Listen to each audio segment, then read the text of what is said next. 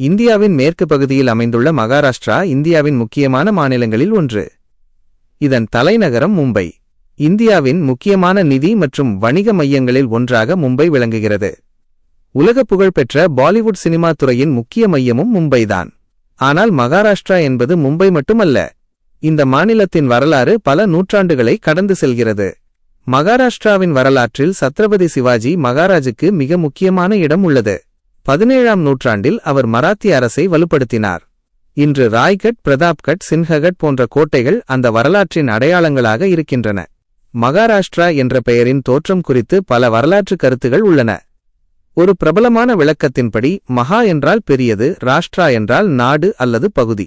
அதனால் மகாராஷ்டிரா என்பது பெரிய நாடு அல்லது பெரிய பகுதி என்ற பொருளுடன் தொடர்புடையதாக கருதப்படுகிறது. மகாராஷ்டிராவின் இயற்கையும் மிகவும் அழகானது.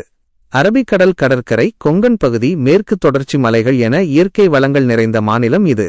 மேலும் ஆயிரக்கணக்கான ஆண்டுகள் பழமையான கலை மற்றும் கட்டிடக்கலையை எடுத்துக்காட்டும் அஜந்தா மற்றும் எல்லோரா குகைகளும் இங்குதான் உள்ளன. விவசாயம், தொழில், வணிகம், சினிமா, வரலாறு மற்றும் கலாச்சாரம் இவை அனைத்திலும் முக்கிய பங்கு வகிக்கும் மாநிலம் மகாராஷ்டிரா. ஒருபுறம் பழமையான கோட்டைகள், மறுபுறம் நவீனமான மும்பை. கடந்த காலத்தையும் எதிர்காலத்தையும் இணைத்து நிற்கும் மாநிலம் அதுதான் மகாராஷ்டிரா. இது நம்முடைய ஸ்டேட் சீரீஸ். அடுத்த மாநிலத்தின் கதையை தெரிந்து கொள்ள ஃபாலோ பண்ணுங்க. நன்றி.